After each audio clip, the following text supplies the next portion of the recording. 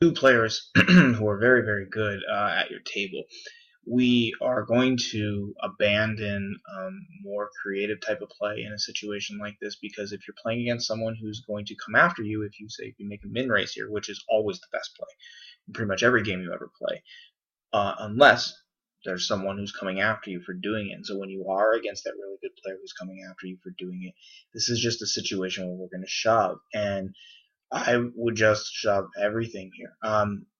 And that's essentially how to play against a really, really good player. So if you are playing against that good player and they're obeying those ICM rules and they're being really tight, and at the same time it's the rare situation where they are coming after you when you don't shove, then we shove. And so I know I said it before, but just in case I'll say it again, this is like a check in chess. Now someone is forced to move their king in chess, where here they're pretty much forced to fold. And so even though shoving is not my favorite play overall, and if I came across this situation 100 times, I'd probably shove less than 2 or 3 of those times. But this looks like one of those spots where you do it. So it's kind of like, fine. Shove is the best play given these circumstances, so you'll do it. I don't think it's overkill at all.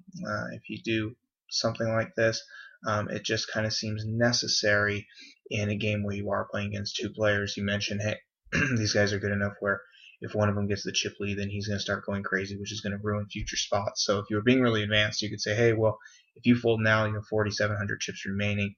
That will give the guy in the big blind 600 more chips and put him at 4,900. That will give him the chip lead. So if you fold on the button the next hand, then he's going to shove blind versus blind, and then he's going to pick up an extra 400. He's going to be at 5,300 chips, and then he's going to be on the button, and then he's probably going to shove, and then you create that cycle that you don't want to see. And so this kind of just seems like a situation where you need to bite lip and make that shove, even though it's not ideal in most situations. But this is the time to do it.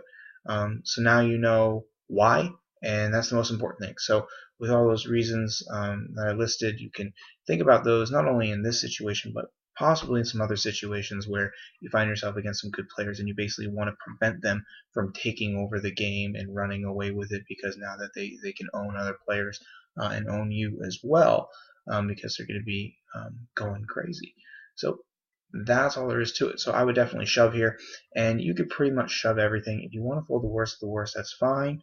But if someone truly is being really, really tight here and calling, and folding them will kind of create that cycle, that effect that you don't want to see, then you can even shove 2-3 here just in these exact type of setups.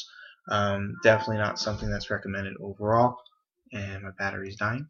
But that should do it. So I really hope that this helps you when you find yourself in a game on the bubble and everybody else at the table is really, really advanced and skilled player. See ya.